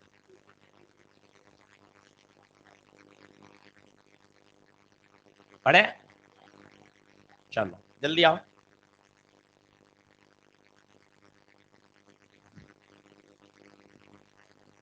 लिखो। अब बढ़िया पॉइंट, जो आज का मेन पैसा वसूल है वो देखिए। सबसे इंपॉर्टेंट बात है, ये थोड़ा हमें कम समझ में आता है, वो देखिए।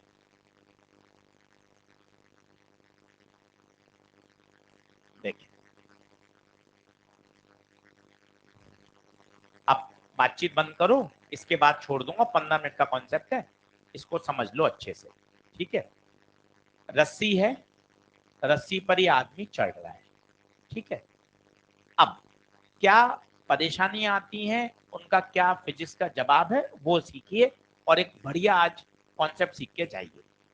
ये पूरी रस्सी एक ही है, मासलेस भी है, फिर भी यहां टेंशन अलग है और नीचे टेंशन अलग है। इसमें ही आगे जाके मंकी वाले सवाल आते हैं जो एससी वर्मा में दे रखे हैं। रस्सी पूरी एक ही है। अब यहां कॉन्ट्राडिक्टरी क्या है वही समझना है, उसी के लिए दिमाग की लड़ाई है। यार रस्सी एक ही है, हाँ। रस्सी भी मासलेस है, हाँ। फिर ये T1 T2 क्यों? जबकि आपने तो कहा था अगर मासलेस रस्सी है तो टेंशन थ्रू आउट क्या रहेगा, सेफ। ये बात आज दमदार तरीके से सीख के चला जा, 2 बार 3 बार जितना समझना पड़े। अब इसको पहले तो समझते हैं कॉमन सेंस से और फिर समझते हैं फिजिक्स से। कॉमन सेंस से समझ, जैसे ये रस्सी लटकी हुई है और यहाँ आदमी इस पर चढ़ रहा है। अपने इमेजिनेशन देखो, हमने भी विज्ञान 6ठी क्लास से पढ़ रहे हैं, 8-10 साल हमें पढ़ते हो गए। जरा इमेजिन करो रस्सी है और आप रस्सी पे चढ़ रहे हो। इमेजिन करिए जब आप रस्सी पे चढ़ रहे हो तो ये वाला हिस्सा तो टाइट है, इसको फील कर सकते हो क्या? ये ऐसे झूल रहा होगा हवा में। अगर आपने वो ट्रेनिंग वाले कैंप देखे हो जिसमें सैनिक चढ़ते हैं, नीचे रस्सी का बहुत सारा ऐसे ही वो गिट्टा पड़ा रहता है, देखा आपने, फोल्ड करी हुई, उसमें कोई टेंशन नहीं है। रस्सी देख पूरी एक ही है, रस्सी पूरी एक है, परंतु यहाँ स्ट्रिंग टाइट है और यहाँ आपने देखा होगा रस्सी लूज है। आप इमेजिन करके देख सकते हो, रस्सी आप चढ़ रहे हो तो जहां ऊपर वाला हिस्सा वहां तो टाइट है और नीचे रस्सी लूज है, वहां टेंशन जीरो है। अब ये क्या लॉजिक है, ऊपर टेंशन अलग क्यों है, नीचे अलग क्यों है, जबकि तो पूरी रस्सी एक ही है। अब इसी बात को हम आपको समझाना चाहते हैं, थोड़ा सा समझने की बात है, फिर तो इक्वेशन बना के काम हो जाता है जो आप कर चुके हो। अब मैं आपको क्या कह रहा हूं वो देखना और उसको समझ के जाना, फिर वीडियो को घर जाके इसी को वापस सुनना, इस हिस्से को, आपको क्लियर होगा।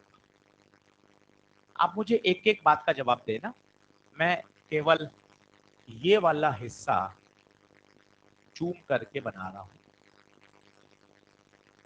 थोड़ा बड़ा बना रहा हूं। ये रस्सी,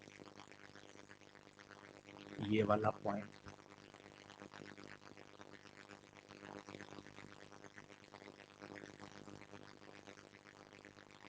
ये इसके हाथ है, हाथ की उंगली ऐसे पकड़ा हुआ है,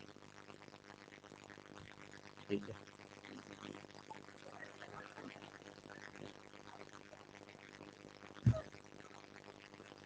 चलो अब समझना पड़ेगा तभी होगा, ठीक है। ड्राइंग सुंदर है, उसकी तारीफ आप घर पर करिएगा, है ना। चलो, ये रस्सी, ये आदमी ने इसको पकड़ रखा है, ठीक है। ये देखिए, ये उंगली इस तरह से आ रही है, ये वाला, ठीक है। आप छोटे छोटे प्रश्नों का जवाब दीजिए, फिर इसको हम कंक्लूड करेंगे अच्छे लेवल पर। जब आप देखें तो जब आदमी रस्सी पे चढ़ रहा होता है, इमेजिन करिए रस्सी को कहाँ खींच रहा है, नीचे। सोचिए अगर आप रस्सी पे ऑयल लगा दो या ऑयल डाल दो तो वो चढ़ ही नहीं पाएगा, है ना। टक टक टक वो तो नीचे ही गिर जाएगा। वो रस्सी को होल्ड करके और नीचे की तरफ खींच रहा है। क्या आप इस बात को इमेजिन कर पा रहे हैं? आप रस्सी क्लाइम करे नहीं करे ऊपर, आप बैठ के सोच सकते हो, हाँ यार हम रस्सी को कहाँ पुल कर रहे हैं, नीचे, नीचे पुल कर रहे हैं। इमेजिन करिए अगर रस्सी पे ऑयल हो तो आप चढ़ ही नहीं पाओगे, आपका हाथ फिसलेगा और आप नीचे गिर जाओगे। क्या इस बात में हाँ है क्या? जरा सोच के बताइए। रस्सी पर, रस्सी पर, रस्सी पर वो जो फोर्स है वो क्या नीचे की तरफ लगेगा? लेट, मैंने इसको मान लिया एफ आर।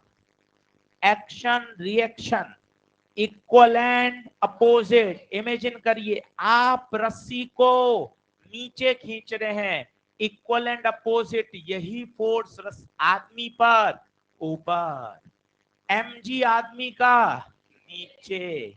अब बताइए इस हिस्से पर टेंशन क्या मान लिया आपने, T1, और इसके नीचे टेंशन T2। ये देखिए अवे और ये अवे, ये देखिए रस्सी में ही लग रहा है, आदमी पर T1 T2 नहीं लगेगा। देखिए T1 T2 किस में लग रहे हैं, रस्सी पर, हाँ या ना।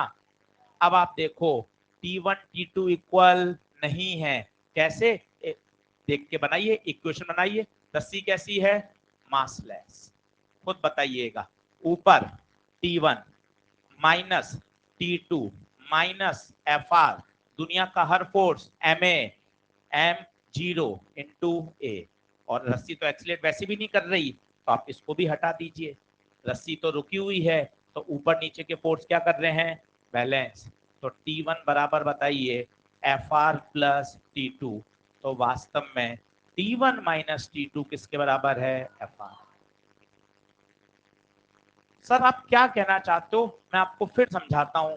अब ये T1 T2 सेम नहीं है। लेट अगर सेम होते तो क्या होता बताओ ना, T1 T2 सेम हो जाते तो FR तो क्या हो जाता, जीरो। और अगर FR जीरो हो गया इसका मतलब आदमी चढ़ेगा कैसे? और आप सोचो अगर FR जीरो हो गया तो FR जीरो हो गया तो ये तो mg के कारण कहां गिर जाएगा, नीचे।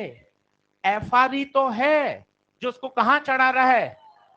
और इमेजिन करिए कॉमन सेंस से, अगर मुझे तेज तेज ऊपर चढ़ना है, यहीं बैठे बैठे सोचिए, हटाइए डिजिटल बोर्ड की कॉन्सेप्ट को, आप सोचिए मुझे तेज क्लाइम करना है, क्या करोगे आप?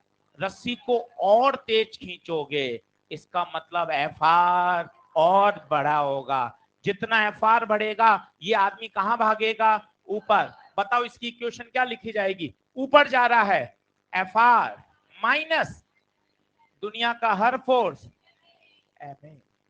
जितना एफआर बढ़ता जाएगा आदमी का एक्सीलरेशन बढ़ता जाएगा। इस एफआर की वैल्यू T1 माइनस T2। कठिन बात है, आप समझिए।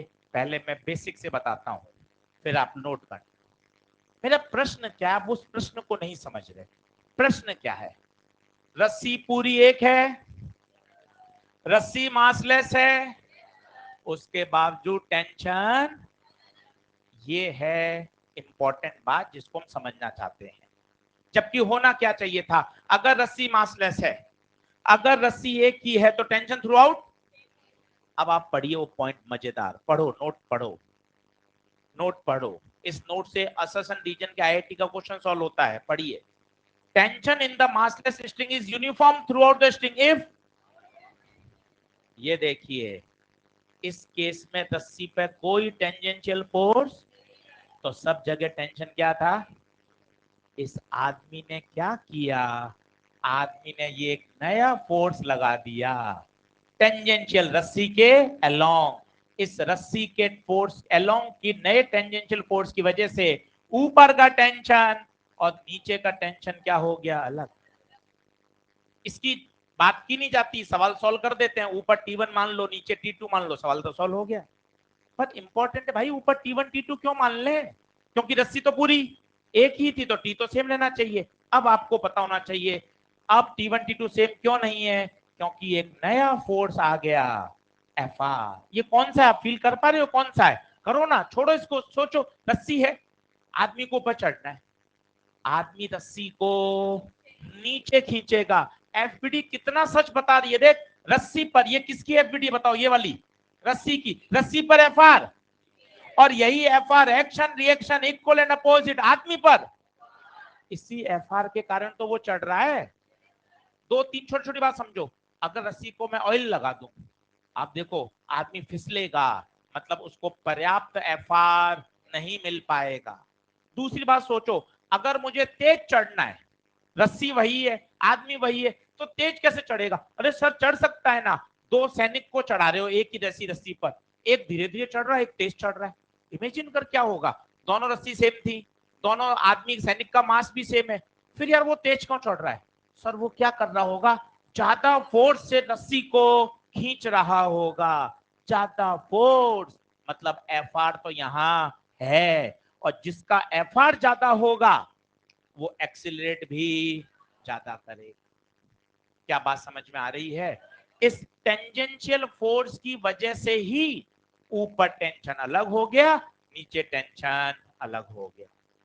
बोलो हाँ है क्या? लिखिए, एक बार और करते हैं फिर इसको खत्म करेंगे। बस यही एक बहुत जबरदस्त बिंदु है कि रस्सी सेम होने के बावजूद भी ऊपर नीचे टेंशन अलग अलग। अब वो बात करो, हाँ sir tension through out same रह सकता है इफ नो टेंजेंशियल फोर्स। क्या यहाँ टेंजेंशियल फोर्स आ गया क्या? कौन सा आ गया? एफआर। किसने लगाया? आदमी ने रोप पे लगाया, बदले में रोप ने आदमी पे लगा। कितना क्लियर है यार। और तू बैठे बैठे सोच रहा है, हाँ यार आदमी तो रोप को नीचे ही खींचता होगा, तभी तो एक्शन रिएक्शन से वो एफआर आदमी पे कहाँ आएगा? ऊपर, और उसकी वजह से आदमी कहाँ चढ़ेगा? ऊपर। Action reaction equal and opposite act on different bodies, different bodies same nature. FR का रिएक्शन वापस एफआर।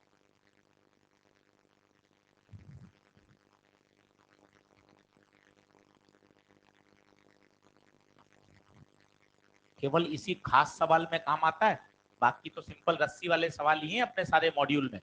2 बार एम्स में आया ये वाला क्वेश्चन, आईआईटी से लिया गया था। आदमी बीच में है, यहीं से वो बनते हैं वो बंदर वाले सवाल। आपने पढ़े हो, अभी आएंगे अपने मॉड्यूल में, तो आपको फील आएगा यार अब एक ही रस्सी पे 2 बंदर हैं यार, ऊपर टेंशन अलग, बीच में टेंशन अलग, नीचे टेंशन अलग। क्योंकि बंदर के लटकने से उन्होंने क्या लगा दिया वहां? एक टेंजेंशियल फोर्स। ये लाइन बोलो कि बंदर के लटकने से रस्सी में क्या आ गया, एक नया टेंजेंशियल फोर्स, जिसके कारण अब ऊपर और नीचे टेंशन सेम नहीं होगा, अलग अलग होगा। ये बात अगर आप लेके जाओगे आपको मैकेनिक्स की फील आएगी, आपको चीजें समझ में आएंगी अपने अच्छे लेवल पर।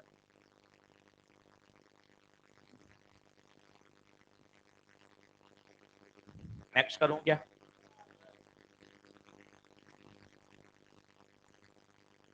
टेंजेंशियल का मतलब Rahul along the string, tangential force along the string.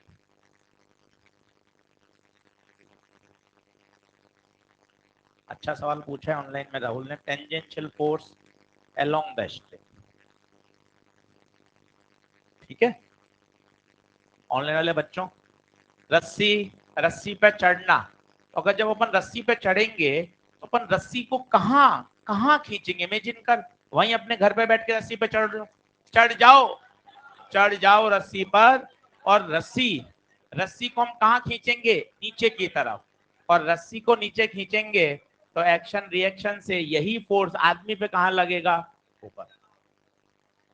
बस संभालें अपने आप को, संभालें। हाँ, रस्सी पर चढ़ने को बोला है। हाँ बोलो, क्या ये बात क्लियर है? पक्का? चलो जल्दी से फटाफट आओ।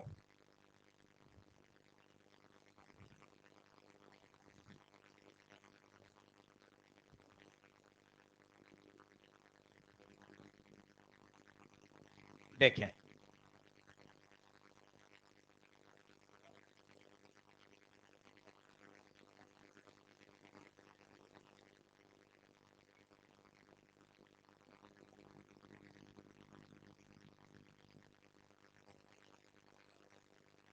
सही है, बात क्लियर, समझ गए? Final call. ये एफ आर कौन है बताओ? Tangential force. किसने लगाया? मैन ने। इस टेंजेंशियल फोर्स के कारण ही रस्सी में ऊपर और नीचे टेंशन अलग अलग हो गया। ये एफ आर ही रेस्पॉन्सिबल है आदमी को ऊपर चढ़ाने के लिए। सोचो अगर एफ आर ही नहीं होगा तो वो ऊपर चढ़ेगा ही नहीं। क्या तीन फोर्स क्लियर हैं? चलो जल्दी से ऐसा लिख लो, टेंशन, टेंशन हमेशा कैसे नेचर का? पुलिंग, हमेशा act away from the system, system से हमेशा अवे। बहुत काम का है। अगर रस्सी में मास होगा, रोप हो गई, तो बात ही खत्म। फिर तो हर पॉइंट पर टेंशन अलग अलग होगा। मास होगा तो, मास हो गया तो बात ही अलग है, फिर तो हर पॉइंट पर टेंशन अलग अलग।